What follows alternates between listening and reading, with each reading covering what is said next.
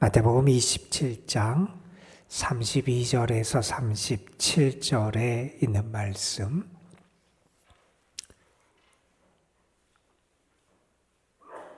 마태복음 27장 32절에서 37절에 있는 말씀입니다.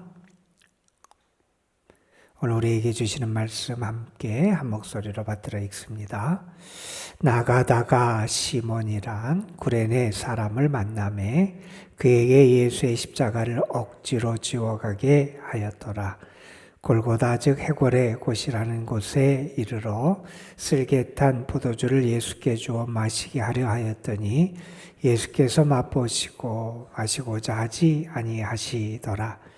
그들이 예수를 십자가에 못 박은 후에 그 옷을 제비 뽑아 나누고 거기 앉아 지키더라. 그 머리 위에 유대인의 왕 예수라 쓴 죄패를 붙였더라. 아멘.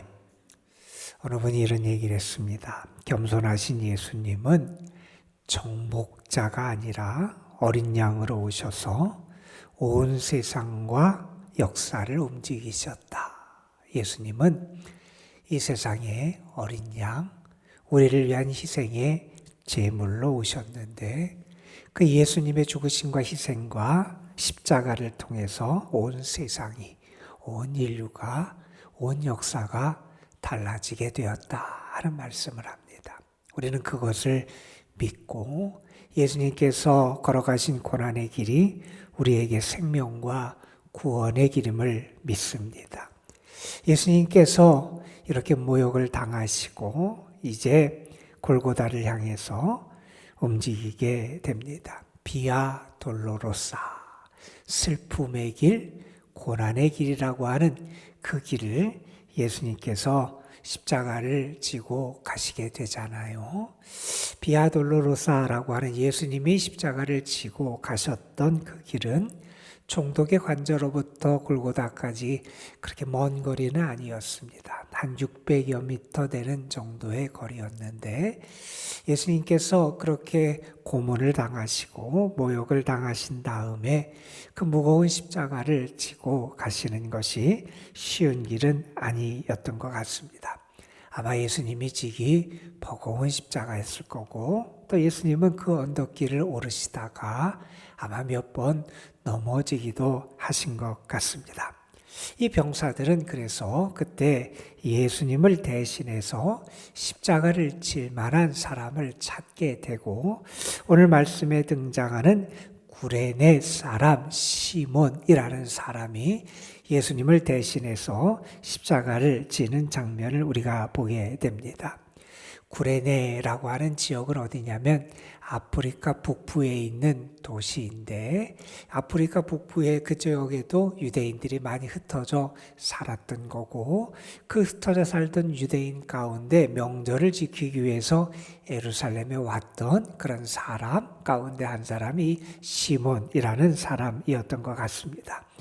그가 유월절을 지키러 예루살렘에 왔다가 이 예수님께서 십자가를 지고 가시는 장면을 아마 목격했던 것 같고 왜 그가 이 십자가를 지게 됐는지 그 이유는 정확하게 나오질 않지만 그 십자가를 지고 예수님께서 져야 될 그 골고다의 길을 대신 지고 가게 되지요. 오늘 말씀에 보면 예수님을 처형했던 처형의 장소로 골고다라고 하는 지역이 언급되고 그 골고다의 뜻을 이렇게 설명을 했습니다. 골고다 곧 해골의 곳이다. 해골이 있는 곳이다.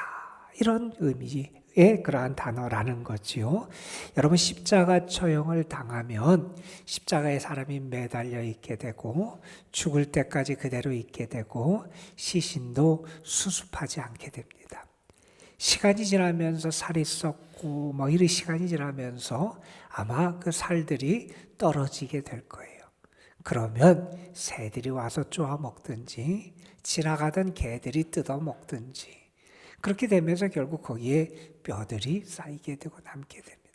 그래서 그곳을 해골이 있는 곳이라고 하는 그런 이름으로 불려지게 됐다 하는 곳이 이 골고다라는 곳이고, 지금 그곳에 가면 성묘교회라는 곳이 세워졌고, 그래서 여기가 예수님의 십자가가 세워진 곳이다.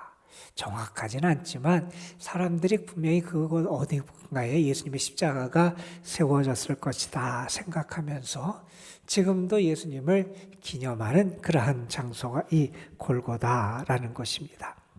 그곳에서 사람들은 예수님을 십자가에 못 박지요. 아마 굵은 대못을 박았을 겁니다. 못이 박힐 때 그 고통이 얼마나 컸는지 우리는 짐작할 수도 없을 만큼 큰 고통이 찾아왔을 겁니다. 병사들은 포도주에 쓸개를 타서 예수님에게 마시게 하려고 합니다.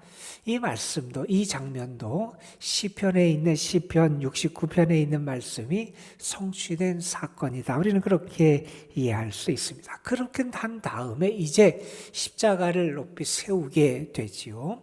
십자가를 세우게 되면 아마 그 하중이 가해지고 그렇게 하면서 온몸으로 그 고통은 더 심하게 퍼졌을 겁니다.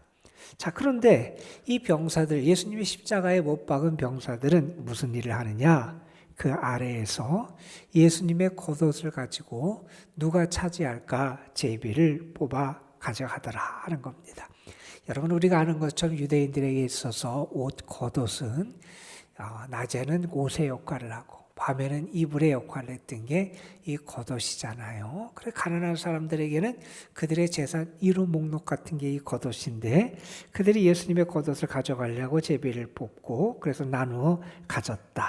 그리고 거기 보면 그 주변에 앉아서 이제 36절에 그것을 지켰다 하는 장면이 등장을 하게 되고, 오늘 말씀 37절에 보면 예수님의 그 십자가 위에는 유대인의 왕이라는 죄패가 쓰여 있었다, 붙어 있었다라고 하는 그런 언급을 하게 됩니다. 요한복음에 보면 이것을 좀 자세하게 우리에게 설명을 하는데, 이 죄패에는 세 가지 언어로 이 유대인의 왕이라는 표현이 기록되어 있었다 이렇게 말합니다. 하나는 아람어로, 하나는 헬라말, 그리스말로, 하나는 로마어로, 이렇게 세 언어로 유대인의 왕 이렇게 쓰여 있었다는 겁니다. 여러분, 로마어는 제국, 그 로마 제국의 언어지요. 헬라어는 당시의 사람들이 사용했던 일반인들의 언어입니다. 아람어는 유대인들이 사용했던 유대의 통상 언어입니다. 이 세 언어로 유대인의 왕이라고 하는 그러한 죄패가 예수님 위에 붙어 있었다 하는 이야기를 우리에게 전합니다.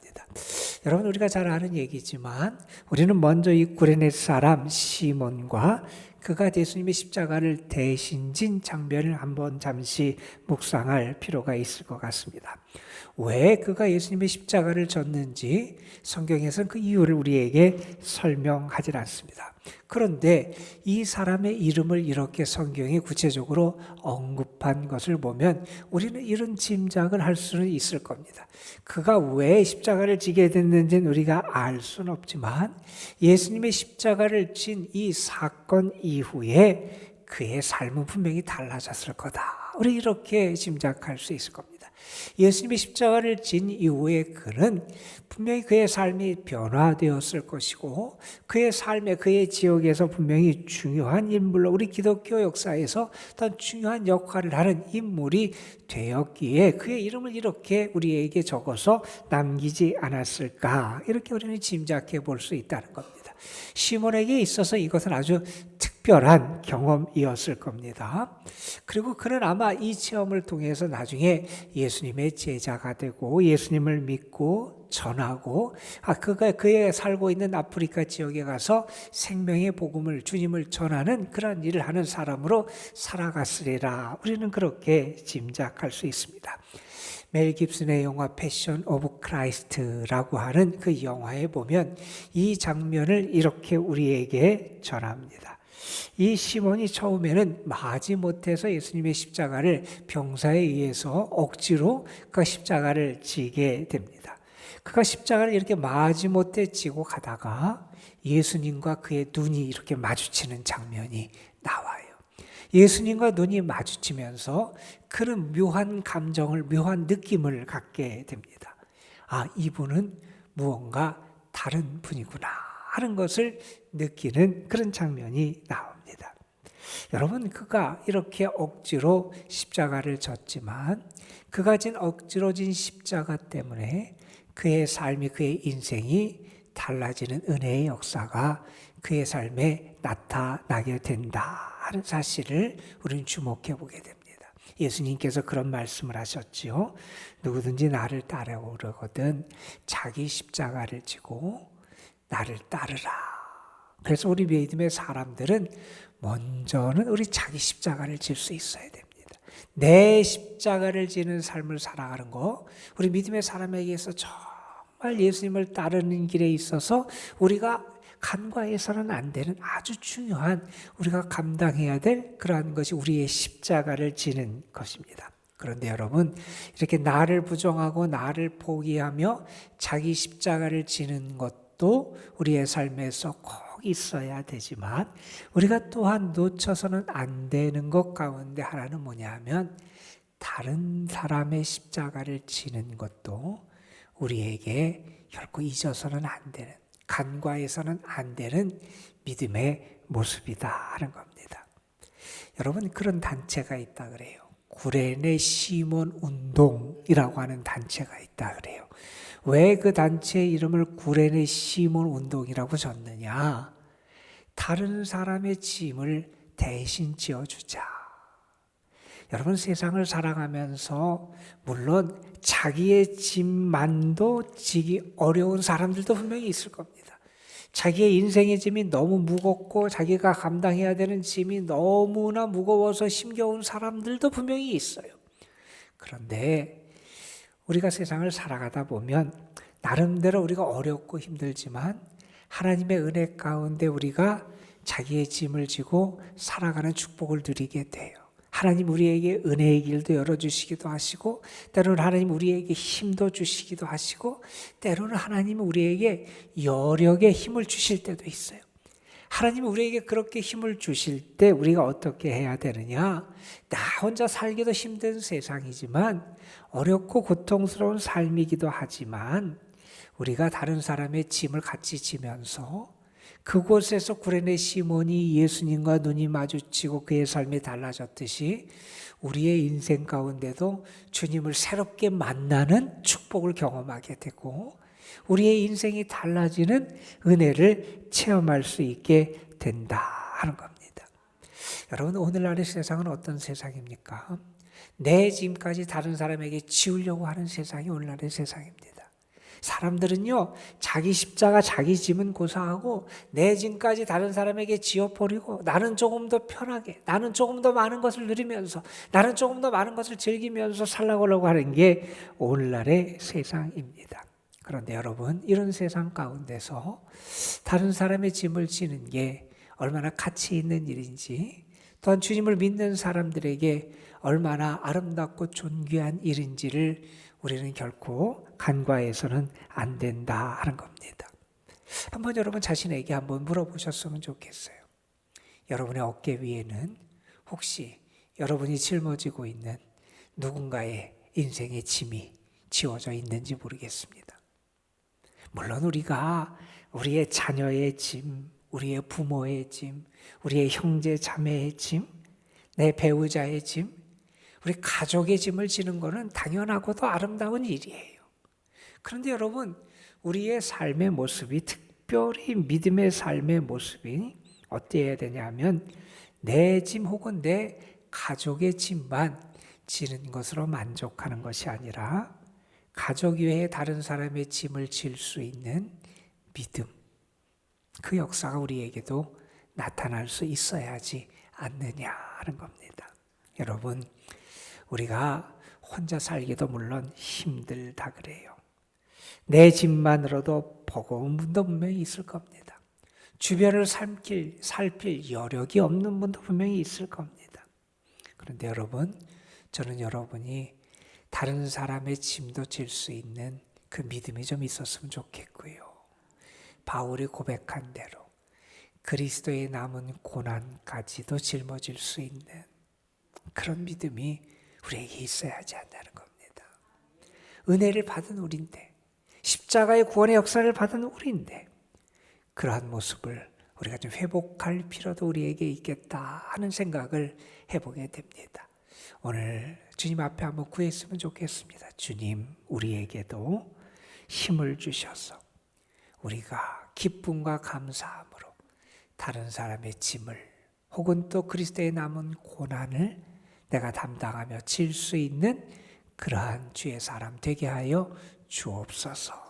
우리가 기도할 때 주께서 우리에게 은혜 주셔서 그런 것을 감당할 수 있는 힘을 더하실 줄로 믿습니다, 여러분. 여러분, 그리고 오늘 말씀에도 보면 유대인의 왕이라고 하는 칭호를 우리가 다시 한번 좀 생각해 볼 필요가 있습니다. 여러분, 사람들이 예수님에게 재판을 하면서 내가 유대인의 왕이냐 그러면서 그것을 마치 예수님을 고소하는 죄명으로 그렇게 사용하게 되지요. 오늘 말씀에서도 예수님을 향해서 예수님 그 십자가 위에 유대인의 왕이라고 하는 죄패가 붙어 있었다 그랬어요. 유대인의 왕으로 자처해서 이렇게 로마에 대해서 봉기를 일으키고 정치적인 그러한 범죄자가 돼서 죽었다. 사람들은 예수님을 조롱하고 예수님의 죄가 그와 다르고 하는 것을 나타내기 위해서 그러한 죄패를 붙였지만 우리가 아는 것처럼 예수님은 참된 왕이 되신 분이 우리 예수님이시잖아요. 어느 분은 그래서 이 예수님이 십자가에 달린 장면을 보면서 이 장면이야말로 참된 왕이 되시는 예수님의 왕위 즉위시가 같은 게 이 십자가다. 그런 말씀을 하게 돼요. 물론 예수님께서 십자가를 통해서 참된 왕으로서 해야 될 가장 위대한 일을 우리에게 보여주신 것이 이 사건이죠. 그런데 예수님은요, 십자가를 지실 때도 우리의 왕이었고 십자가를 지시기 전에도 우리의 왕이었고요. 예수님은 부활하셔도 우리의 왕이었던 분이 우리 예수님이세요. 예수님은요, 우리의 참된 왕이 되시는 분이 우리 예수님이시다 하는 겁니다. 영원한 왕이 하실 가장 위대한 일이 뭐였느냐? 우리를 위하여 십자가의 길을 가시고 죽음의 길을 가시는 게 그 위대한 참 왕이 할 가장 위대한 일이었는데 예수님 지금 그 일을 행하셨다는 것. 예수님이 참된 왕이심을 우리에게 보여주는 이 결정적인 사건이 이 십자가의 사건이었다 하는 겁니다. 여러분, 이 예수님의 유대인의 왕, 이 왕이라는 칭호가 그들이 예수님을 조롱하고 예수님의 죄를 논하는 그러한 죄명으로 적었지만 우리는 분명히 압니다. 그분이 우리의 진짜 왕임을 나타내는 표가 이 죄패이기도 했다는 겁니다. 여러분, 그렇다면 다시 한번 여러분에게 한번 물어보십시오. 여러분의 삶에는 예수님을 왕으로 섬기는 모습이 정말 있습니까? 혹시 여러분은 예수님을 시종처럼 부려먹고 있는 것은 아닙니까? 예수님을 나의 필요, 나의 욕망을 채우는 도구와 수단으로 사용하고 있지는 않습니까? 정말 예수님을 여러분의 왕으로 섬기는 모습이 있다면 여러분이 정말 예수님을 여러분의 왕으로 믿는다면 그분의 왕위, 왕의 존엄에 합당한 그 영광과 존귀, 그 찬양을 정말 예수님에게 돌려드리고 있습니까? 정말 예수님이 여러분의 왕이라면 여러분 한번 고백할 수 있습니까? 여러분이 정말 예수님의 말씀 명령에 순종하며 살아갑니까? 여러분, 예수님이 정말 여러분의 인생에 전부라고 고백할 수 있느냐 하는 겁니다. 오늘 우리는 예수님이 십자가에 달리시는 그 장면을 함께 읽었습니다.